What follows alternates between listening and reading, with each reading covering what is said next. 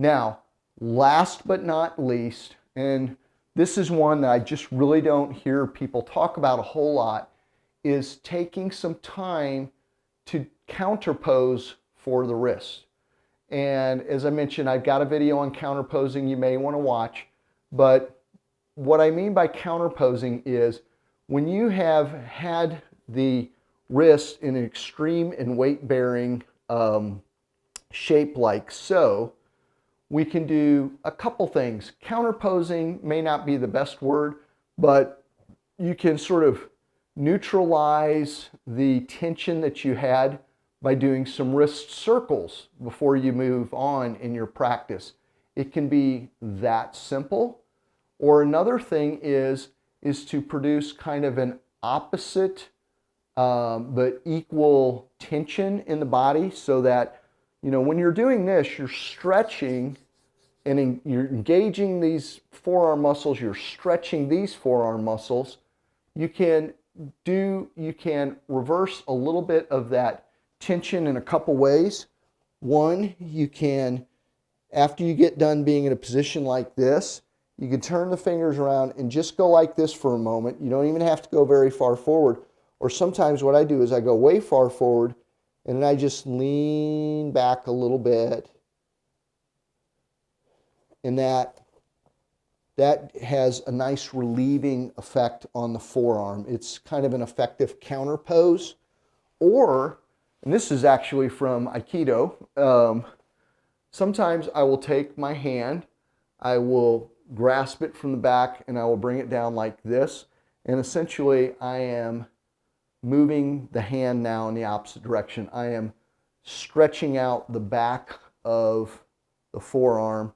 So I'll kind of hook my thumbs and drop the hand down. I don't know how clear that hand position is, but I am drawing back on the hand.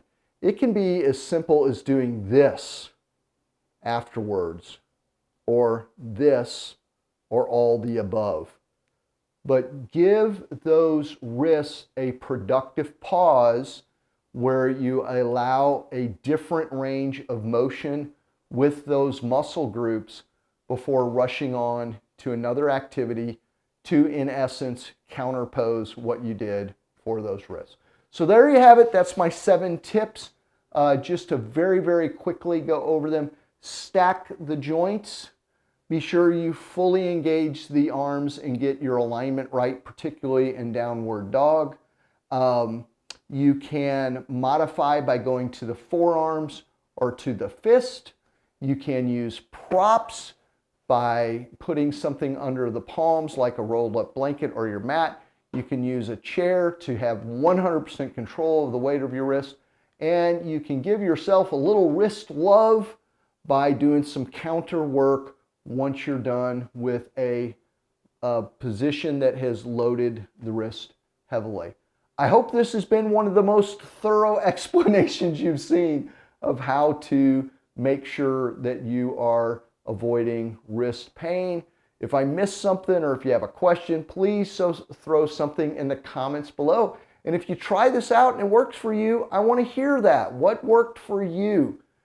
Because you may have a very different form of wrist pain than somebody else. I gave you this broad spectrum because the source of wrist pain can be very, very different for many people if the cause is different, so you need different solutions. All right, blessings, my kingdom yogis, and I look forward to seeing you in another video soon. Don't forget to hit that subscribe button and that notification bell. I will catch you soon. Bye. Hey, I hope you learned a lot in this video, and I want to make sure that you understand it's just one part of a 4-part little mini course I put together on how to avoid wrist pain. I put all those videos in a single playlist that you can access next to this little short video, and I look forward to seeing you soon. Live fit, faithful, and epic for the Lord. Until I see you then. Bye now.